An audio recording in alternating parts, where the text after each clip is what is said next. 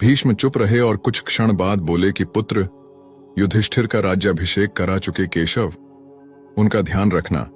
परिवार के बुजुर्गों से रिक्त हो चुके राजप्रसाद में उन्हें अब सबसे अधिक तुम्हारी ही आवश्यकता है। कृष्ण भगवान चुप रहे।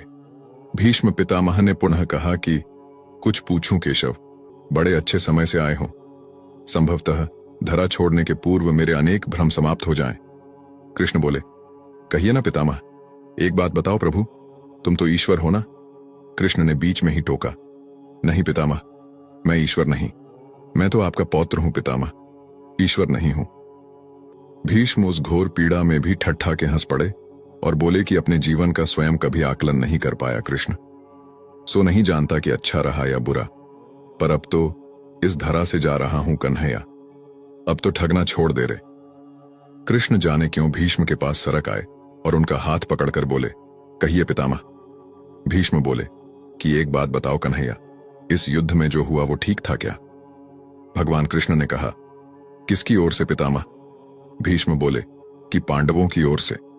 कौरवों के कृत्यों पर चर्चा का तो अब कोई अर्थ ही नहीं कन्हैया, पर क्या पांडवों की ओर से जो हुआ वो सही था? आचार्य द्रोण का वध, दुर्योधन की जंघा के नीचे प्रहार, दुशासन की छाती का चीरा जाना, जयद्रथ और द्रोणाचार्य के साथ हुआ छल, निहत्थे कर्ण का वध, सब ठीक था क्या? यह सब उचित था क्या? भगवान श्री कृष्ण बोले, इसका उत्तर मैं कैसे दे सकता हूं पितामह? इसका उत्तर तो उन्हें देना चाहिए जिन्होंने यह किया। उत्तर दें दुर्योधन, दुशासन का वध करने वाले भीम, उत्तर दें कर्ण और जयद्रथ का वध करने वाले अर्जुन। मैं तो इस युद्ध में कहीं था ही नहीं पितामह।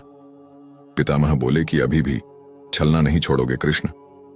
अरे विश्व भले कहता रहे कि महाभारत को अर्जुन और भीम ने जीता है, पर मैं जानता हूं कन्हैया कि यह तुम्हारी और केवल तुम्हारी विजय है।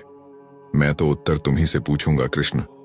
श्री कृष्ण जी बोले, तो सुनिए पितामह, कुछ बुरा नहीं हुआ, कुछ अनैतिक नहीं हुआ, वही हुआ जो होना चाहिए। पितामह ने कहा कि यह तुम कह रहे हो केशव? मर्यादा पुरुषोत्तम राम का अवतार कृष्ण कह रहा है। यह छल तो किसी युग में हमारे सनातन संस्कारों का अंग नहीं रहा, फिर यह उचित कैसे गया? भगवान कृष्ण ने कहा, इतिहास से शिक्षा ली जाती है पितामह, पर निर्णय वर्तमान की परिस्थितियों के आधार पर लेना पड़ता है। हर युग अपने तर्कों और अपनी आवश्यकता के आधार पर अपना नायक चुनता है। राम त्रेता युग के नायक थे, मेरे भाग में द्वापर आया था। हम दोनों का निर्णय एक सा नहीं हो सकता पितामह। पितामह बोले, नहीं समझ पाया कृष्ण, तनिक समझाओ तो। श्री कृष्ण जी बोले, राम और कृष्ण की परिस्थितियों में बहुत अंतर है पितामह। राम के युग में खलनायक भी रावण जैसा शिव भक्त होता था। तब रावण जैसी नकारात्मक शक्ति के परिवार में भी विभीषण, मंदोदरी, माल्यवान जैसे संत हुआ करते थे। तब बाली जैसे खलनायक के परिवार में भी तारा जैसी विदुषी स्त्रियां और अंगद जैसे सज्जन पुत्र होते थे।